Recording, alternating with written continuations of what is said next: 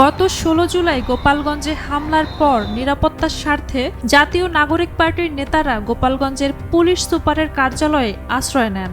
পরে সেনাবাহিনীর সাঁজোয়া যান ব্যবহার করে সেখান থেকে নিরাপদে বের হয়ে আসেন। প্রত্যক্ষদর্শীরা জানান, সার্জিস, হাসনাত ও নাহিদ সহ এনসিপির নেতারা সেনাবাহিনীর সাঁজোয়া যানেই গোপালগঞ্জ ত্যাগ করেন। এ ঘটনার পর পেরিয়ে গেছে কয়েকদিন। তবে হঠাৎ করেই সেনাবাহিনীর প্রশংসায় পঞ্চমুখ এনসিপির উত্তরাঞ্চলের মুখ্য সংগঠক সার্জিস আলম।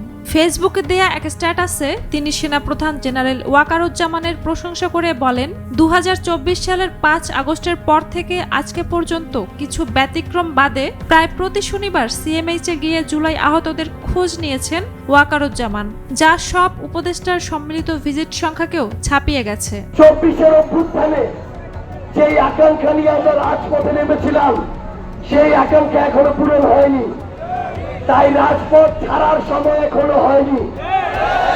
সার্জিস আরও দাবি করেন, আহতদের সর্বোচ্চ চিকিৎসা ও ব্যয়ের দিক থেকে সিএমএইচ সবচেয়ে এগিয়ে। পাশাপাশি শহীদ ও আহত পরিবারকে আর্থিক সহযোগিতা এবং পুনর্বাসনের ক্ষেত্রে বাংলাদেশ সেনাবাহিনী ও সেনাপ্রধান ব্যতিক্রমী ভূমিকা পালন করছেন। এই কাজের ক্ষেত্রে কেবল জুলাই শহীদ স্মৃতি ফাউন্ডেশন ও স্বাস্থ্য মন্ত্রণালয় সেনাবাহিনীর সঙ্গে তুলনীয়।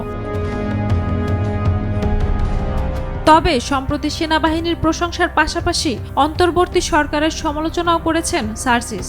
গতকাল ফেসবুকে দেয়া এক স্ট্যাটাসে তিনি প্রধান উপদেষ্টা সহ অন্তর্বর্তী সরকারের সকল উপদেষ্টাগণকে কটাক্ষ করেছেন। এছাড়াও গতকাল বিকেলে রাজধানীর চীন মৈত্রী সম্মেলন কেন্দ্রে 36 জুলাই বিপ্লবের বীর শহীদদের সম্মানে স্মরণ সভায় বক্তব্য রাখতে গিয়ে তিনি বলেন, জুলাই বিপ্লবের স্মৃতি সংরক্ষণ, শহীদ পরিবারের পুনর্বাসন ও নিরাপত্তা প্রদানে অন্তর্বর্তী সরকার সম্পূর্ণরূপে ব্যর্থ হয়েছে। যদি আমরা ভয় পাই তাহলে সেখান থেকে আমাদের শেষ, আর যদি আমরা 24-এর মতো রুখে দাঁড়াই তবেই হবে আমাদের কাঙ্ক্ষিত বাংলাদেশ। ঝুমা মৃধা, বৈশাখী সংবাদ।